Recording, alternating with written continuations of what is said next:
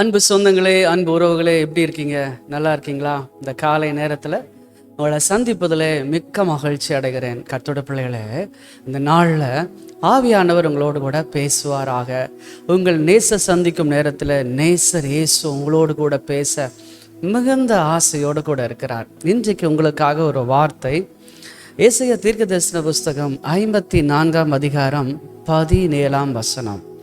உனக்கு விரோதமாய் உருவாக்கப்படும் எந்த ஆயுதமும் வாய்க்காதே போம்.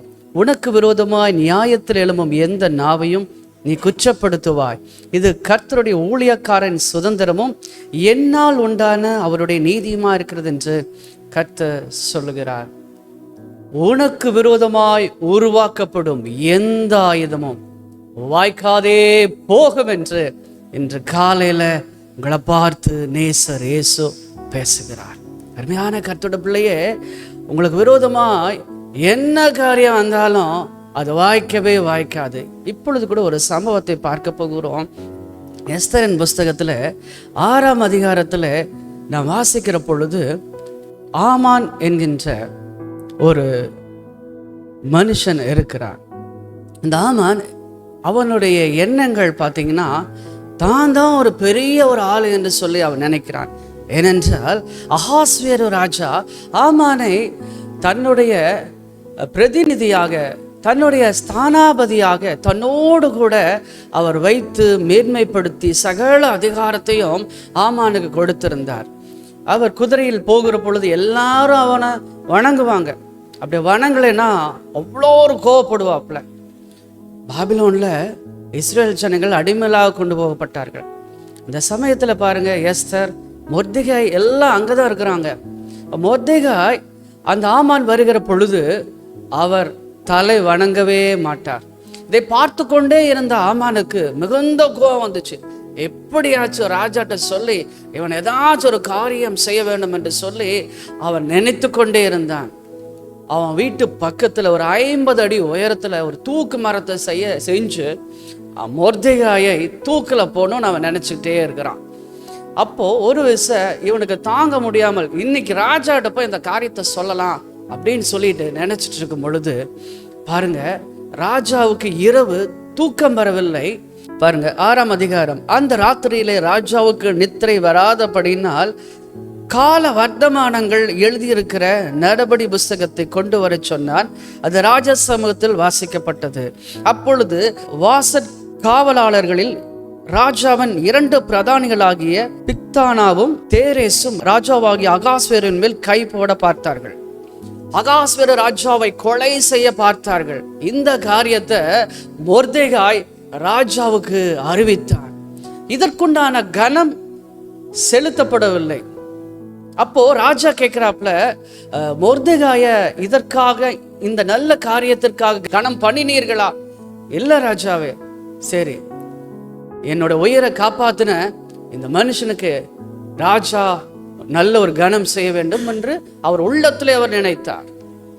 இன்னைக்கு கூட உங்க வாழ்க்கையில, உங்க வேலை செய்யற இடத்துல, உங்க குடும்பத்துல நிறைய பேர் உங்க மேல பொறாமையா இருக்கலாம். சரியான நேரம் பார்த்து உங்களை பழி வாங்கணும்னு நினைக்கலாம். ஆனா ஆண்டவருடைய வார்த்தை, உனக்கு விரோதமாக உருவாக்கப்படும் எந்த ஆயுதம் வாய்க்காதே போகும். உங்க மேல பழி பாவங்களை சுமத்தணும், உங்களை முடிச்சு கட்டணும், உங்க வாழ்க்கையை சின்னாபின்னம் ஆக்கணும்னு நினைக்கிற ஒவ்வொருத்தரோட வாழ்க்கையிலையும் கர்த்தர் செய்கிற காரியம் மகா பயங்கரமா இருக்கும். நீங்க கவலைப்பட வேண்டாம். ஒரு வேத வசனம் சொல்லுகிறது பாருங்க.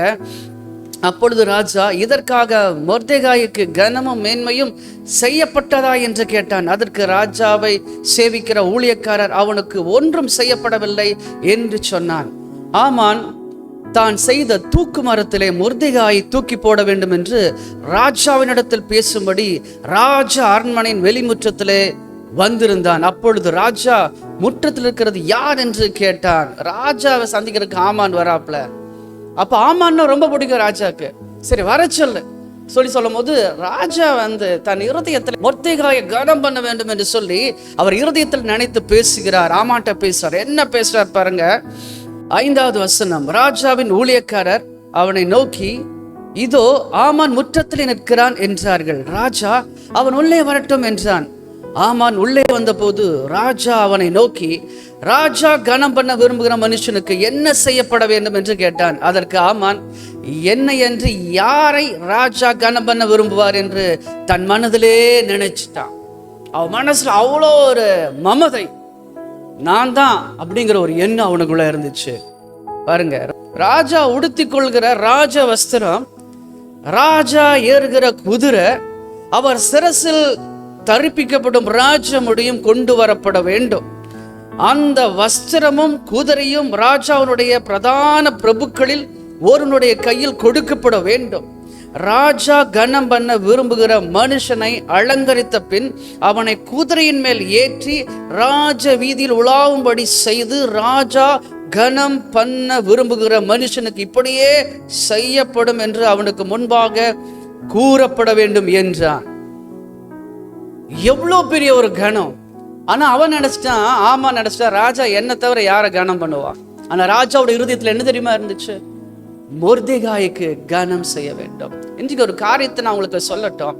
யாராவது உங்களுடைய வேலையை தூக்கணும்னு நினைச்சாங்க அப்படின்னா, யாராவது உங்க ஸ்தானத்தை கெடுக்கணும்னு நினைச்சாங்கன்னா, யாராவது உங்க வாழ்க்கையில இந்த நிலம் இவனுக்கு சொந்தம் கிடையாது, இந்த நிலத்தை நான் அபகரிச்சுக்கணும்னு நினைச்சாங்கன்னா, யாராவது உங்களுக்கு உரிமையான காரியத்தை, உங்களுடைய ஸ்தானங்களை, உங்களுடைய உரிமைகளை பறிக்கணும்னு நினைச்சிட்டு சகல காரியத்தையும் செய்ய முற்பட்டார், தயவு கூர்ந்து இன்றைய கர்த்தருடைய ஆவியானவர் உங்களோடு கூட பேசுகிறார். யார் உங்களை முடிக்கணும்னு நினைச்சாங்களோ அவர்களுடைய வாயில ஆண்டவர் உங்களுக்கு வாழ்க்கைக்குரிய நன்மைகளை உண்டு பண்ணி கொடுக்க இன்றைக்கு உங்களோடு கூட பேசுகிறார்.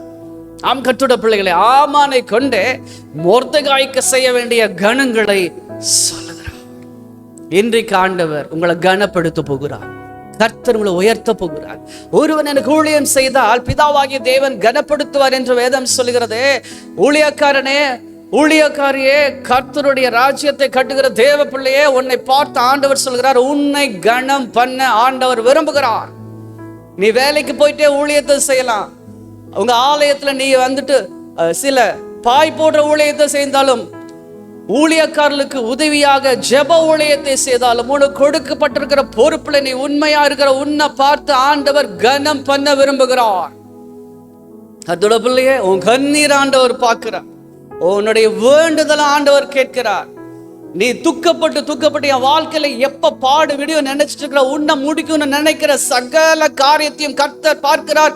உனக்கு விரோதமாய் உருவாக்கப்படுகிற பொழுதே அது வாய்க்காமல் போகும் என்று கர்த்தர் உன்னை திடப்படுத்துகிறார், உன்னை பலப்படுத்துகிறார்.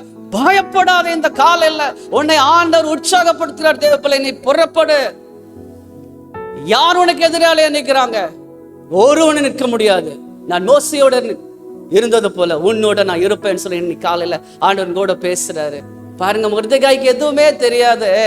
ஆனால் அவனுக்காக கர்த்தர் ராஜாவோட தூக்கத்தை கெடுக்கிறார். ராஜாவுக்கு தூக்கமே வரல. உன் வாழ்க்கையில, உன்னுடைய தனிப்பட்ட வாழ்க்கையில ஆண்டவரோடு இருக்கிற அந்த உறவை ராஜாவோட உயர காப்பாத்தினார். அந்த மனுஷனுக்கு கனம். இன்னைக்கு சொல்ற, சோர்ந்து போக வேண்டாம், பொறுமையா இருங்க. உங்களுக்கு வர வேண்டிய நன்மைகளை கர்த்தர் உங்களுக்கு செய்து கொடுக்க வல்லமையா இருக்கிறார். பாருங்க, இந்த மொர்தெகாய் ராஜாவை பார்க்கவே இல்லை. அவர் ஒரே ஒரு காரியத்தை மட்டும் தான் செஞ்சாரு. ராஜாவோட உயிரை காப்பாத்துறதுக்கு வார்த்தையை அறிவிச்சாரு. அவருக்கு செய்த நன்மைகள் ஏராளம். இப்ப ஆமான் என்ன செய்கிறார்? ஆமான்ட்ட ராஜா சொல்றாரு, அப்படியா, மொர்தெகாய்க்கு நீ இந்த காரியத்தை செய். உடனே ஆமான், பாருங்க, ஆமான் எதற்காக வந்தான்? மொர்தெகாயில தூக்குல போகணும், அதுக்குண்டான உரிமையை வாங்கிட்டு போகணும் அப்படின்னு நினைச்சிட்டு வந்தான். ஆனா அங்க காரியம் மாறுதலாய் முடிந்தது. இன்றைக்கு உங்க வாழ்க்கையில உங்களுடைய பதவியை தூக்கணும், உங்களுடைய வாழ்க்கையில இருக்கிற சகல காரியத்தையும் தன்வசப்படுத்தணும், உங்களை முடிக்கணும்னு நினைக்கிறாங்கன்னு வச்சுக்கோங்களேன். கர்த்தர் இன்றைக்கு இயேசு உங்களை பார்த்து சொல்லுகிறாரு, நீ வாழ்ந்து சுகித்திருப்பாய், நீ பிழைத்திருப்பாய், நீ கனம் பண்ணப்பட போகிறாய் என்று ஆண்டவனை பார்த்து சொல்ற. ஆம் கர்த்தருடைய பிள்ளைகளை, கர்த்தருடைய கரங்களோடு கூட இருக்கட்டும். பாருங்க, அவனுடைய கையிலேயே அந்த பொறுப்பை கொடுத்து, ராஜா பொறுப்பு கொடுத்து, மொர்தெகாய்க்கு இந்த மாதிரி கனம் பண்ணுப்பா, வாயிலிருந்து வந்த வார்த்தை, ராஜாவோட வஸ்திரம், ராஜா முடி, அந்த குதிரை, நகர்வல வீதியில நீ நடத்தி கூட்டிட்டு போய் எல்லாரும் பார்க்கட்டும். எல்லாரும் பார்க்கறாங்க. இப்போ ஆமான் கூட்டிட்டு போறான், எப்படி இருக்கும் பாருங்க. எல்லாரும் ஆச்சரியப்படுறாங்க. இன்னைக்கு நீ நன்மை செய்தால் மேன்மை இல்லையோ? ஆண்டவனை பார்த்து சொல்றாரு, நீ நன்மை செஞ்சினா மேன்மை இருக்குது, நீ நன்மை செய்யாதிருந்தால் பாவம் உன் வாசப்படையில படுத்திருக்கும் என்று காயினை பார்த்து ஆண்டவர் சொல்றாரு.